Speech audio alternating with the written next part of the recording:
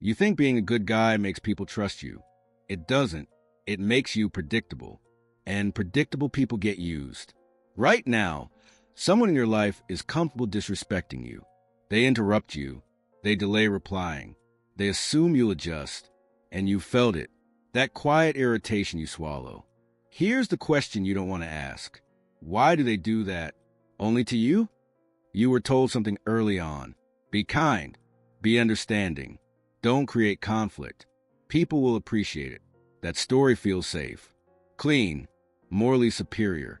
But there's a reason you feel invisible lately. And it has nothing to do with bad luck or toxic people. By the end of this, you'll see exactly why your goodness is doing the opposite of what you think. And once you see it, you can't unsee it. The lie is simple. If I'm good, people respect me. You learned it from parents, teachers, movies. The good guy gets rewarded. Eventually, it feels true because being agreeable does reduce friction. People smile. They say you're nice. You confuse that with respect. But watch what actually happens. You say yes when you want to say no. You listen while others talk over you. You compromise before anyone asks you to. You call it maturity. They call it convenience. And slowly, without a single dramatic moment, your value drops. Not because you're bad, but because nothing costs them anything when dealing with you. Here's what's really happening. Every interaction is a quiet negotiation, not of money, of boundaries. People are constantly asking one question, usually unconsciously. How much resistance is here? When you over-explain, you signal uncertainty. When you apologize unnecessarily, you signal guilt. When you give without friction, you signal replaceability. So their brain updates the file on you. He'll adjust. He won't push back. He needs approval.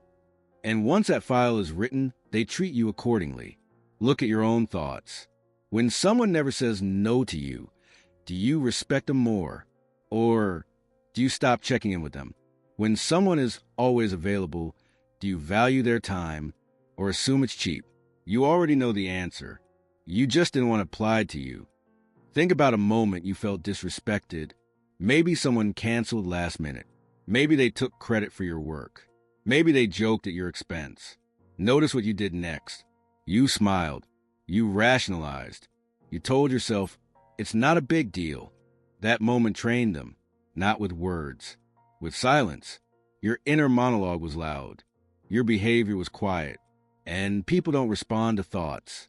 They respond to patterns. So the pattern continued. If nothing changes, here's the future.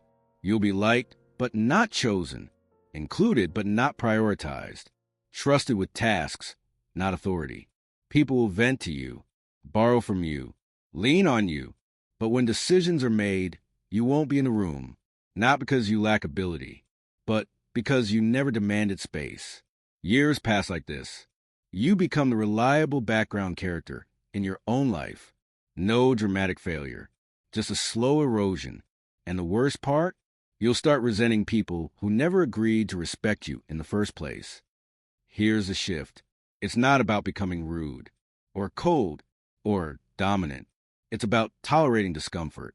The discomfort of pausing instead of explaining, of saying no without softening it, of letting someone feel your silence.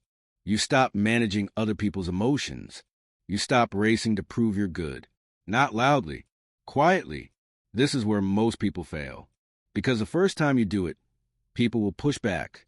They'll test a new boundary. That doesn't mean you're wrong. It means the system is updating.